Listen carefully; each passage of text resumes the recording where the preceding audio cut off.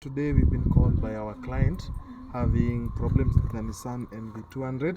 So had misfire and also had problems when running, rough idling. So today we've decided to check on the plugs. So come closer, I'll show you the plug. So you see this is the old plug. What do we check? The gap.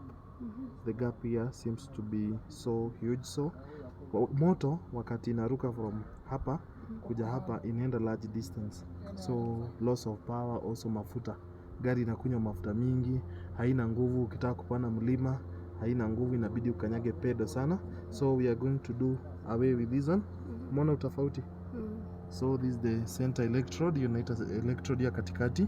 Hii tunaita earth electrode. Hii ndio inafungwa kwa engine hivyo. So wakati unabadilisha plug, always ensure unabadilisha the same. For example, hizi unaweka same hii pitch hii, usiweke ambayo ni kubwa. Kuna zile ambayo ni kubwa pia fupi. Hii unaweka ambayo iko na urefu same na ile ambayo unatoa. So hii inakuwa sample. Ukienda kwa duka unaambiwa nataka plug kama hii. So ukitaka kujua gari yako iko sawa, utaona kwamba hii gap haijaisha. Ikiisha na pia mileage kwa dashboard ukianza kuona mafuta pia inakunywa mingi, na unasema toa plug, una replace with the new one. Also kuna kitu inaitwa hapa throttle.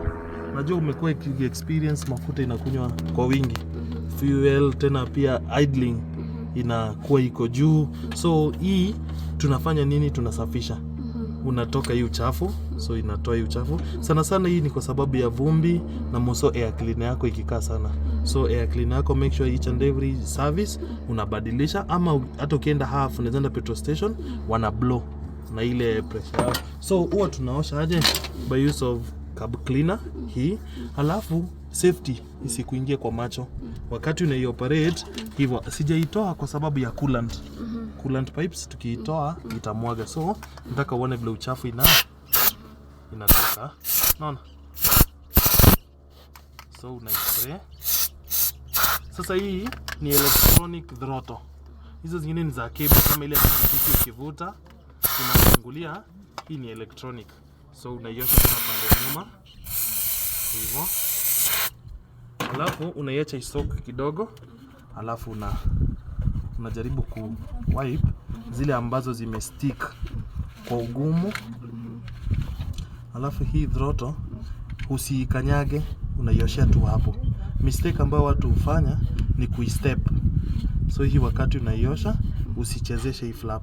Hii ndio inaitwa butterfly flap. Unaiosha hivyo. Juu ukingangana kuifungua uwe iko na motor hapa ndani, na ni very risky hiyo motor ikiharibika. Unaona, unaanza kuona utofauti. So ile gap iko pale ndo ya idling. Ikiwa iko blocked na uchafu, gari itaeka idle.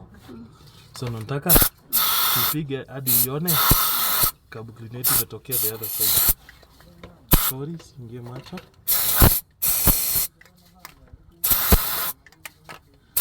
Utofauti. Naiosha mpaka ikuwe safi. Unaosha huko,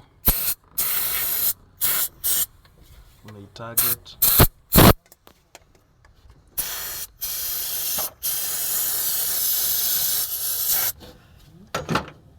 Utakuiosha, unaipunguza kidogo. So you can spot the difference vile ilikuwa na sasa.